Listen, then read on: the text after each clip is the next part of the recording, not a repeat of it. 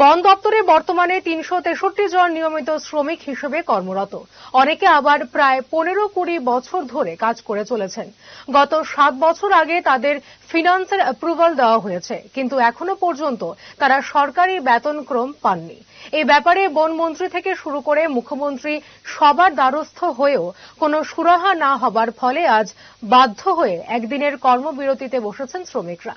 সরকারের কাছে দাবি জানাচ্ছেন অবিলম্বে যেন তাদের স্কেল প্রদান করা হয়। উল্লেখ্য, নিয়মিত লেবার হিসেবে কর্মরত অবস্থায় তারা এখন মাত্র ১২,০০০ টাকা বেতন পান, যা দিয়ে তাদের সংসার প্রতিপালন করা দুষ্কর হয়ে পড়েছে। এই ডিসেম্বরে 7 বছর পূর্ণ হয়ে যাবে আমাদের।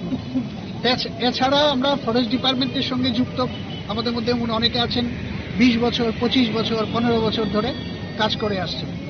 আর এই 7 বছর হবে আমাদের ফাইন্যান্স হবার পরে আমরা এই বেতনটা পাচ্ছি। আসলে সত্যি কথা বলতে কি আমাদের দেয়ালে পিঠ থেকে গেছে। আজকের এই দ্রব্যমূল্যের দিনে 13,000 টাকা দিয়ে সংসার প্রতিপালন করে ছেলে মেয়ের পড়াশোনা করিয়ে কি বাঁচা যায়? আপনারাই বলুন সবাই। রাজ্যবাসীর উদ্দেশ্যে আমাদের উদ্দেশ্য, বাঁচা যায় কি? বাঁচা যায়।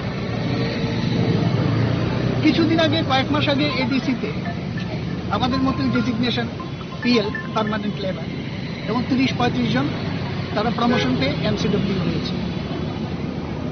আমরা বারবার বিভিন্ন মাধ্যমে আমরা জানিয়ে এসেছি আমাদের অভাব অভিযোগের কথা। এখনো পর্যন্ত আমরা কোনো রেজাল্ট পাইনি।